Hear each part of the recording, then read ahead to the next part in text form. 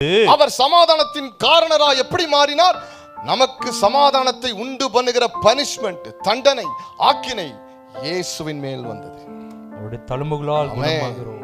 Jesus is the warrior.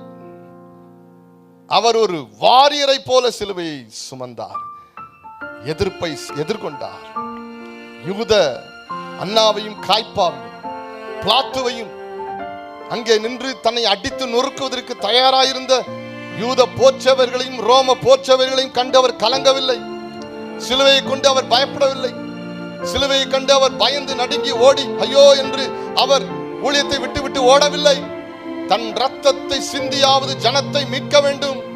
யூதம் புறஜாதிகள், இஸ்ரவேல் புறஜாதிகள் என்கிற இரு திறத்தாரையும் இணைக்கும்படி என் ரத்தத்தினாலே நான் ஒரு இணைப்பை உண்டு பண்ண வேண்டும் என்பதற்கு அடையாளமாய் என் ஜீவனாகிய ரத்தத்தை கொடுக்கட்டும் என்று சொல்லி இயேசு சிலுவையில ஜீவனை ரத்தத்தை சிந்தினதனால எங்கோ ஆசியாவின் மூலையில, இந்தியாவில, தமிழ்நாட்டில் ஏதோ ஒரு தெருவில் இருக்கிற ஒரு சின்ன இடத்துல இருக்கிற நீங்களும் நானும் பாவங்களை அறிக்கையிட்டு இயேசு இரட்சகர் என்பதை புரிந்து கொண்டதுனால ரத்தத்தினால கழுவப்பட்டு இன்னைக்கு நம்ம யூதா கோத்திரத்துல போய் சேர்ந்தோம். அரங்களவே தலைவியா சொல்லுங்க.